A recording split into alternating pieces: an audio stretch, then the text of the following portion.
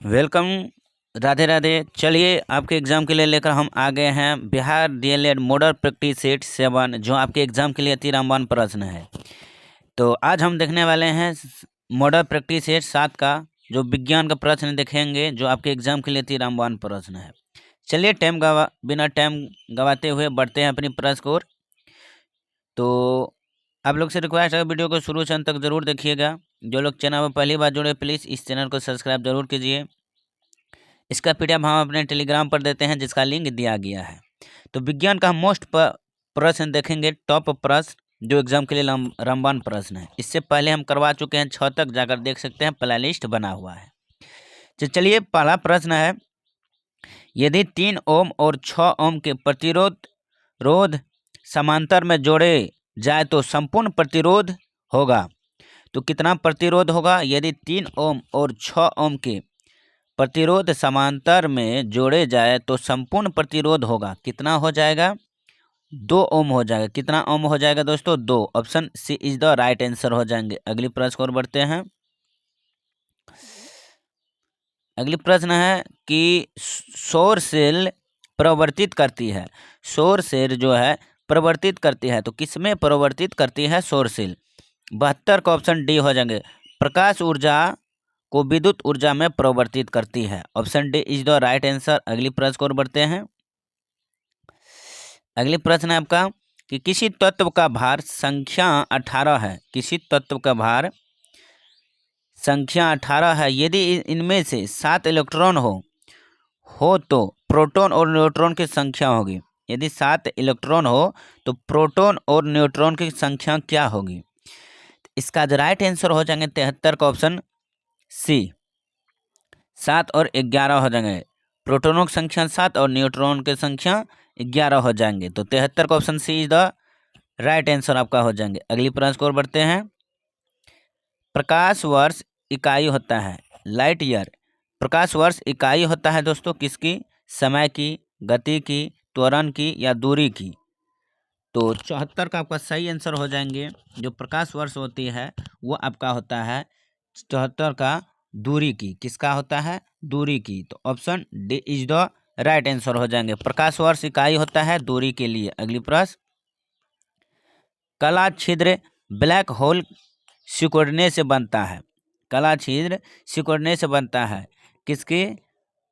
तो भारी कणों के, भारी न्यूट्रॉन, भारी चलती वस्तु या इनमें से कोई नहीं। तो काला छिद्र जो है सिकुड़ने से जो बनता है ब्लैक होल, ऑप्शन हो जाएंगे 75 का बी, भारी न्यूट्रॉन तारों के। भारी न्यूट्रॉन तारों के। Option B is the right answer हो जाएंगे। अगली प्रश्न, हरित गृह का प्रभाव होता है। हरित गृह का प्रभाव होता है। तो हरित गृह जो प्रभाव होता है ग्रीन हाउस, वो किससे होने से? कार्बन डाइऑक्साइड की परत वायुमंडल में होने से, या ऑक्सीजन की परत वायुमंडल में, या नाइट्रोजन की परत वायुमंडल में, हीलियम की परत वायुमंडल में होने से। तो 76 का जो आपका राइट आंसर हो जाएंगे दोस्तों वो आपका कार्बन डाइऑक्साइड की परत वायुमंडल में होने से हरित गृह ग्रीन हाउस का प्रभाव होता है। Option A is the right answer हो जाएंगे। अगली प्रश्न, अंतरिक्ष में पहले मानव निर्मित सैटेलाइट का नाम था। अंतरिक्ष में पहले जो थे मानव निर्मित सैटेलाइट का नाम क्या था? एक्सप्लोरर, अपोस्टोनिक 1 या लेका या वस्टोक 1। तो इसका जो राइट आंसर हो जाएंगे वो बी हो जाएंगे। स्पुतनिक प्रथम जो थे वो मानव निर्मित सैटेलाइट का नाम था। तो option B is the right answer हो जाएंगे। अगली प्रश्न, जी की इकाई है।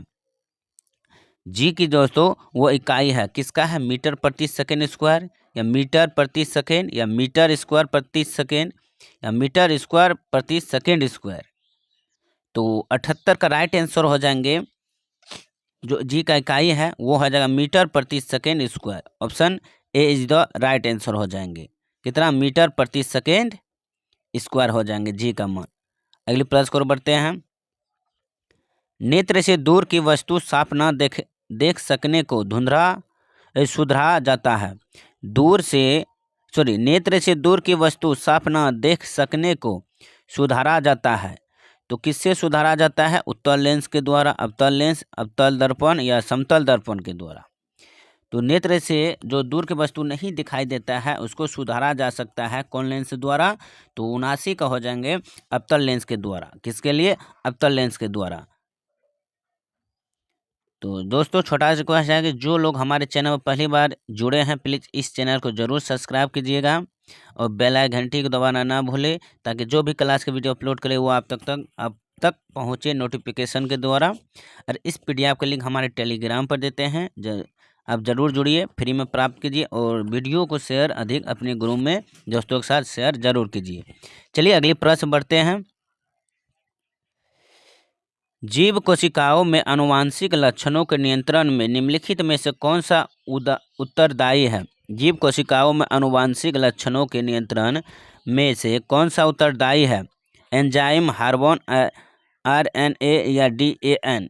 इसका जो राइट आंसर हो जाएंगे जीव कोशिकाओं में आनुवांशिकों के लक्षण का नियंत्रण, तो 81 का वो हो जाएगा DNA। क्या?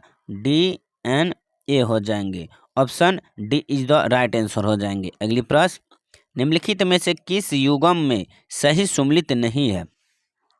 ऐसा कौन सा युग्म है जो सही सुमेलित नहीं है? 81 का अब देख लेते हैं। 81 जो राइट आंसर हो जाएंगे विटामिन B1 संतरा, या विटामिन D कौड़ या यकृत, या विटामिन E गेहूं अंकुर तेल, या विटामिन K अल्फाल्फा। तो इसका जो राइट आंसर हो जाएंगे 81 का option A is the right answer हो जाएंगे। क्या हो जाएंगे दोस्तों? A is the right answer, vitamin B1 संतरा हो जाएंगे, जो ये सही सुमेलित नहीं है। जबकि ये किसका होना चाहिए? तो विटामिन B1 जो है वो स्रोत मूंगफली, तिल, अंडे के लिए, मूंगफली, तिल, अंडे के लिए होना चाहिए, बल्कि संतरा के लिए नहीं होना चाहिए। तो option A is the right answer हो जाएंगे। अगली प्रश्न को और बढ़ते हैं। अगली प्रश्न है कि टेफ्लॉन निम्नलिखित में से किस एकलक का बहुलक है? कौन? टेफ्लॉन निम्नलिखित में से किस एकलक का बहुलक है? तो 82 का आपका राइट आंसर हो जाएंगे टेट्राफ्लोरेथिलीन। तो option A is the right answer हो जाएंगे। अगली प्रश्न को बढ़ते हैं। अगली प्रश्न है आपका, बेकेलाइट निम्नलिखित के सघन से बनता है? बेकेलाइट किसके सघन से बनता है? यूरिया एवं फॉर्मोल्डिहाइड का, या फिनोल तथा फॉर्मोल्डिहाइड, या फिनोल तथा एसिटेल्डिहाइड, या मेलामीन एवं फॉर्मेल्डिहाइड? तो 83 जो राइट आंसर हो जाएंगे वो बी हो जाएंगे। क्या हो जाएंगे दोस्तों? बी, फिनोल तथा फॉर्मेल्डिहाइड। तो फिनोल तथा फॉर्मेल्डिहाइड जो बेकेलाइट सघन बनाता है। Option B is the right answer. अगली है, निम्नलिखित में से किस विटामिन को अर्गे कैल्सीफेरोल कहते हैं? अर्गे कैल्सीफेरोल कहते हैं किस विटामिन को? Vitamin D2, vitamin D3, vitamin B12 या विटामिन B6? तो अर्गे कैल्सीफेरोल जो कहते हैं वो किस विटामिन को? जो 84 का ए हो जाएंगे विटामिन D2 को। किसको? विटामिन D2 को हम कहते हैं। अगली है, निम्नलिखित में से कौन सा युग्म सही सुमेलित नहीं है? इनमें से कौन सा युग्म जो है सही सुमेलित नहीं है? तो ऑप्शन बी, टेकोफेरोल जो बेरी बेरी बीमारी से संबंधित नहीं है, जो कि बेरी बेरी बीमारी जो है जो किससे विटामिन किससे संबंधित है? तो आप लोग ज़रूर कमेंट में बताइए कि बेरी बेरी बीमारी किस विटामिन की कमी से होते हैं। अगली प्रश्न, इंसुलिन है। इंसुलिन क्या है दोस्तों? वसा है, या विटामिन, या कार्बोहाइड्रेट, या प्रोटीन? तो इंसुलिन जो है वो क्या है दोस्तों? तो वो हो जाएंगे आपका राइट आंसर डी हो जाएंगी। क्या? प्रोटीन होते हैं। इंसुलिन जो है एक प्रोटीन है। अगली प्रश्न, निम्नलिखित में से कौन प्रतिजैविक औषधि है? तो प्रतिजैविक औषधि कौन है इनमें से? क्यूनिन, सल्फागोआइडिनी, या कोलेमफेनिकोल, या एस्प्रिन? ऑप्शन जो हो जाएंगे इसका सी हो जाएंगे। Option C is the right answer हो जाएंगे। अगली प्रश्न, निम्नलिखित में से कौन सा हार्मोन स्तन ग्रंथियों से दुग्ध का स्राव होने में भूमिका निभाता है? वो आपका राइट आंसर हो जाएंगे 88 का option D is the right answer. Oxytocin हो जाएंगे। अगली प्रश्न, वनस्पति तेल से वनस्पति घी बनने में प्रयुक्त होने वाली गैस है? वनस्पति तेल से वनस्पति घी बनने में प्रयुक्त होने वाली गैस कौन सी है? Hydrogen, nitrogen, oxygen, carbon dioxide.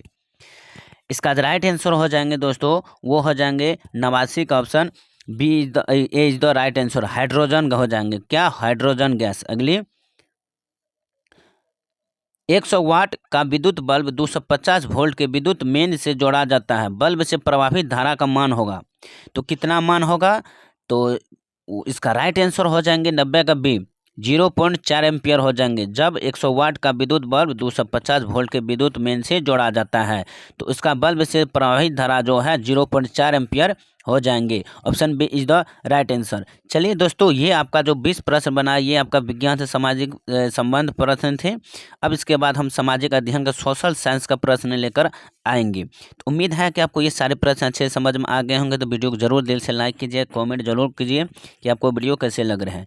चलिए फिर मिलता हूँ अगले पार्ट के साथ, तब तक के लिए जय हिंद। इसका PDF टेलीग्राम पर मिलता है। धन्यवाद, थैंक यू।